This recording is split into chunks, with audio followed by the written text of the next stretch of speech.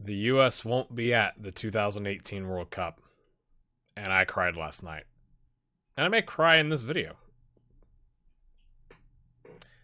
So, this is not a vlog, but maybe a little bit of a rant. I've already done a rant about U.S. soccer in the past. I'll have a card popping up about that, about their lack of basic editorial stuff on the website with typos and all that kind of stuff. But this is obviously significantly worse.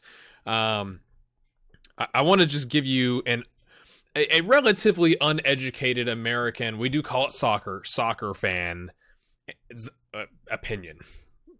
Soccer fan's opinion. I'm an A-type. I am a perfectionist. I'm a 100% or nothing kind of guy. It's why I've done 280 plus videos in less than a year on YouTube.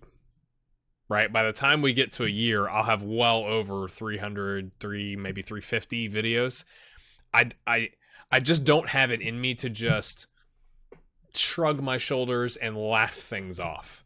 I can't do things halfway. I can't go like, oh, I'm kind of a fan of whatever. It doesn't have to be U.S. soccer. It could be anything. Like, if I'm going to do YouTube videos, I'm freaking doing YouTube videos, man. Like, I'm going to get better at it. I'm going to learn how to edit. I'm going to learn how to do image stuff and all that kind of stuff, right? That's just how I'm personally wired. It's probably bad. It's probably why, like, I'm in my early 30s and I've got gray hair, like gray hair gaming, right? That's why, is I take stuff probably a bit too seriously. But last night, in case you've somehow been under a rock, the U.S. completely choked away the 2018 World Cup. Like, just to be in it. They needed to get a draw against Trinidad and Tobago, who, coming into the game, in the previous 9 games in our qualification, because you play 10 games, in the previous 9 games, had 1 win, 8 losses, and a negative 13 goal differential. On top of that, they played pretty much their B team because they're not qualifying. So they said to the old guard, sorry, we got to start playing some of these younger guys. And they had a couple people out for suspension and whatever. So, like, they didn't call in some of their main guys. And we give up an own goal to a stupid open hip Omar Gonzalez trying to deflect a pass at the top of the 18-yard box. He deflects it past Tim Howard, our keeper. We give up a laser 50-yard shot, which is just, I mean, it was a great kick, to be fair, but our keeper should have stopped it. And overall looked uninspired. And came out in a 4-1-3-2 with the one not being a defensive midfielder, but just being a midfielder with 3 attacking midfielders. Like, I don't know. I'm new to Football Manager. It seems like a bit of an audacious plan. Now, it worked against Panama, but you had to win against it. Like, Panama was a must-win game. So, like, we went after it. We were at home, and you go out and get the win. You would think you would, like, hey, let's play a little bit more defensively. Like, some more numbers in midfield. Maybe, like, one striker with some attacking midfielders. But those, like a 4-2-3-1. You know? Or, a 4-3-1-2, something where you can eke out a draw against the worst team in your qualification group. So anyway, you know all that by this point. So it's like, wow, you cried, and my wife was surprised. Like, she didn't realize how serious I was taking it. Like, I was sitting there on the couch, like, bent over. I had to watch this on my iPad because stupid rules about the home country getting to decide which TV company gets to broadcast it. And so, anyway, that's beside the point. Had to watch it on some janky app on my iPad, and I'm begging Mexico to score a free kick at the end of their game so we can make it into the playoff. And of course they don't. So, like, okay, so why'd you cry, mate? I'm not crying for U.S. soccer, right? Like, I'm not crying for the players. They botched the job. Our coach botched the job and is going to get fired. At least he should have resigned at the press conference and instead had the audacity, both he and the president of our federation is like, we don't need to make any major changes. You just lost to Trinidad and Tobago in a must-draw game, okay? I wasn't crying for that. I was upset, right? I was upset about that. I'm a fan. But honestly, I was most upset because, you got these, as a dad, you've got these hopes and dreams of like bonding moments with your kids, right? So my son's 4. He'll turn 5 next summer, right about the time of the World Cup, maybe a little bit after the World Cup. But I in my head, I just had it as like, this is the prime, like, fall in love with something with your dad time of life. And, okay, 12 hours removed, can you think logically about it and say, of course, like that, of course, it's still, you're still going to have opportunities to do that and whatever. But it is not going to be the same, right? Like, watching the World Cup as a bystander isn't the same as watching the World Cup as a fan, right? So I was mostly crying for potential memories, which is ridiculous. Like, I understand that sounds absolutely freaking ridiculous for me to verbalize. It's like you're upset about something that hadn't even happened yet, right? And you'd probably not even make it out of the qualification group in the World Cup, to be honest, right? So I understand that's ridiculous, but that's what I was most upset for. And my wife, who was correct, it's annoying, isn't it, when your wife's correct, told me last night that this was a big opportunity for me to teach my son about the importance of getting up, brushing yourself off, and keeping on type, like, keep trying, of how to deal with big disappointment, things like that. And that's true, because he went to bed at halftime and he was kind of frustrated because I was frustrated and we're down 2-0 and looked like garbage. But I was a little worried how he'd react this morning, and he reacted as you would expect a 4-year-old react, like frustrated, like and kicking, and I don't want to watch them anymore, and like, me neither, dude. All natural things.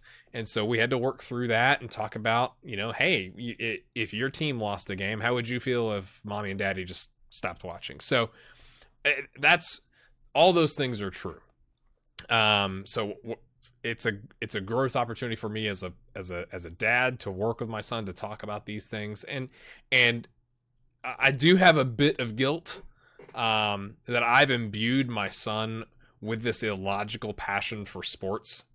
He's definitely like following in my footsteps where, like, things hurt more than they should. But let me talk about that for a second, okay? If you'll hear me out, and you're watching a video, so all you have to do is just keep watching. And we're not having a conversation. In the long run, like, when you're on your deathbed, sports don't matter, right? I mean, let's be honest. I'm not going to be sitting there on my deathbed going, oh man, if only Omar Gonzalez hadn't had that own goal. If only Mexico had beaten Honduras or drawn them. Or if Costa Rica had drawn Panama and the U.S. made the 2018 World Cup. I'm not going to be thinking about that. And I can even think you can make the argument that sports are a dangerous distraction to real world problems. Okay, like, let's think about the last, I don't know, month in the United States. You've got the horrible massacre in Las Vegas, like, unspeakable horror. 58 people die. You've got racism that is, I think you can argue, happens in many countries. It's on a bigger scale in the United States because of the size of our country. I'm not going to get into that debate. Like, that's you can't summarize that in a video. Like, that's like a multi-hour conversation we won't have. You've got wildfires destroying huge amounts of homes in California, like massive wildfires. Or the fact that we're on potentially the verge of a nuclear Armageddon between, North Korea and the president of my country, who are tweeting at each other, which is just absurd. So yes, logically, I do understand there are much bigger things going on. I have the perspective. I had this perspective last night. My family is fine. My family is healthy. We have warm beds to sleep in. We have comfortable pillows to cry our U.S. soccer tears into. We've got a roof over our head, so when it rained last night, it didn't rain on our heads. We're incredibly blessed. I totally understand the fact that I live in America puts me automatically in the top 1% of the world just by living here. So there's no disputing that. But the one thing I love about sports, especially national team sports, in a country as big and diverse as the United States, is that it tends to bring people together. So it doesn't matter your race, your religion, your creed, your job, your views on this or that controversial topic. Do you wear the red, white, and blue? Do you have the national team logo on an article of clothing? I feel like national sports in general, but especially national sports, can be unifying. It can bring two people together who might never in a million bajillion years sit down together at a pub and have a pint together. It can make that happen and get them to do just that.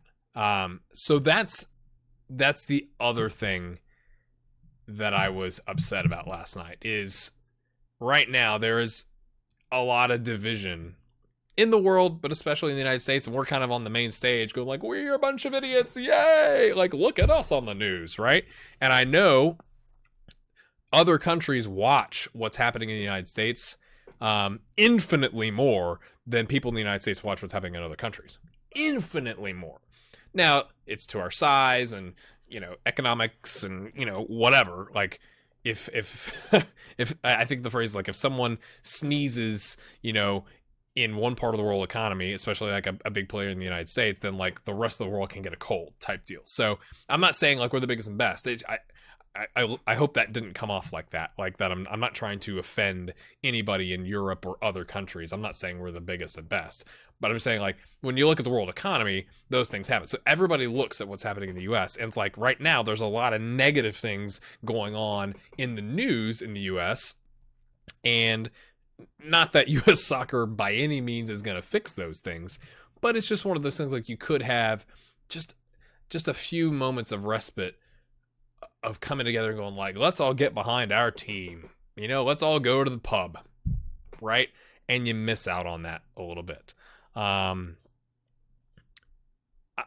going to cut the video here. I'm going to do another video after this because I want to try and explain, again, as an uneducated, relatively uneducated U.S. soccer fan, what I think is wrong in the United States with soccer and kind of explain some of the issues that we face based on the scale of the country. Because, it's like, it's easy to say, well, Iceland, like they qualify for the World Cup and like, they're not even the size of one of your cities. And that is true, but then you talk about scale and you can kind of see how that's not exactly a fair analogy in my opinion. So I'm going to work on that and share it with you guys. I was absolutely gutted last night. Like I Googled gutted and looked up the British definition. It's like, yep. And there was like a picture next to me on it. It's like gutted, that guy, gray hair gaming right there. Absolutely gutted. The G Monster was in our Discord chat. We had a great talk last night. Thank you, sir. That was awesome. And it's just, it is what it is. You can't change the result. I hope that U.S. Soccer has some drastic changes so that we avoid another result like this in the future. That would be cool. But yeah, stay tuned. I'm going to have another video explaining like the issues with soccer as a sport from my limited perspective in the United States. I'll have Dominating Denmark out tomorrow. I was absolutely not in a place where I could record last night. I was so mad and frustrated and upset, so I apologize for that. But hopefully this hits home with you. Hopefully that explains, some of the emotions that I had. This has been therapeutic, so maybe this is more for me than it is for you. But if you enjoyed it, smash a like on it, leave a comment, hop in the Discord chat, continue the conversation, and we'll see you in the next one. Good luck to everybody else in the World Cup. Hopefully your team makes it.